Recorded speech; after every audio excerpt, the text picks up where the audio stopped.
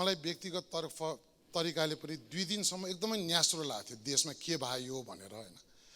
राज्यको सम्पत्ति पनि गयो, 2 होनहार युवाको हत्या पनि भएको। अस्ति भर्खरको संसदमा हाम्रो दलबाट हाम्रो दलको नेताले त्यो कुरा उठाइसकेपछि प्रधानमन्त्रीले राम्रै जवाफ दिनुभयो। हामीले शंकाको सुविधा दिएर प्रधानमन्त्रीले प्रतिवेदन पढ्नुहुन्छ र केही कारबाही गर्नुहुन्छ भन्ने अपेक्षा गरे। अहिलेसम्म केही पनि भएको छैन। त्यो प्रतिवेदनको उहाँको अध्ययन कहाँ पुग्यो? 3 दिन भइसक्यो सभामुख महोदय, त्यो प्रतिवेदन के भयो? सभामुख महोदय, यो दण्डहीनताको पराकाष्ठा हो। मैले के मात्र निवेदन गर्न खोजे भन्दा संसदप्रति नै सरकार जवाफदेही हुँदैन भएदेखि मुलुकले कस्तो नेतृत्व पाइरहेको छ। सभामुख महोदय, अब ती 2 युवाको परिवारलाई सरकारले के दियो हैन, 10 लाख दियो भन्दाखेरि प्रधानमन्त्रीको जवाफमा हामीले के अपेक्षा गरेका थियौं भन्दाखेरि अब उसको परिवारलाई पनि हेरिन्छ, हामीले शंकाका सुविधा दियौं। तर त्यो प्रतिवेदन पढ्न कति लामो प्रतिवेदन हो, त्यो पढ्नलाई गाह्रो छ भए हामीलाई ल्याइदिनु, हामी वाचन गरेर सुनाइदिन्छौँ।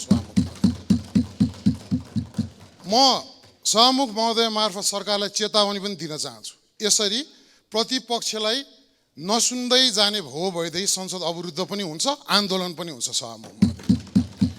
तर सरकारले भोलि हामीलाई के दोष दिन पाउँदैन भन्दा प्रतिपक्षले सदन चल्न दिएन भनेर हामी प्रतिपक्षको नेपथ्यबाट जनताको पीडा, जनता स्तब्ध भएको कुरा राखिराख्दाखेरि सरकारले अनसुना गर्छ भएदेखि संसद मात्र हैन, सडक पनि अवरुद्ध हुन्छ सभामुख महोदय।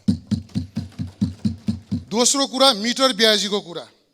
माओवादीको सरकारले मिटर ब्याजी, सामन्तवादको अवशेषको अन्त्य भयो भनेर मिटर ब्याजीको कुरा गरेको थियो। आज मिटर ब्याजीहरू प्रदर्शन पनि गर्न नपाएर माइती घर वरिपरि भौतारेर बसेको छ। तर सरकार मिटर ब्याज पीडितलाई चाहिँ हामीले न्याय दिँदैछौँ भनेर सबैतिर जस बटुल्दै हिँडेको छ सभामुख महोदय।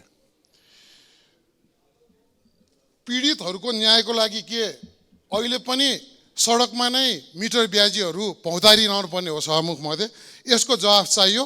यसको जवाफ छिटोभन्दा छिटो आएन भने प्रतिपक्षको तर्फबाट हामी जे पनि गर्न सक्छौँ भन्ने अहिले नै सभामुख मार्फत ध्यान आकर्षण गर्न चाहन्छु। धन्यवाद।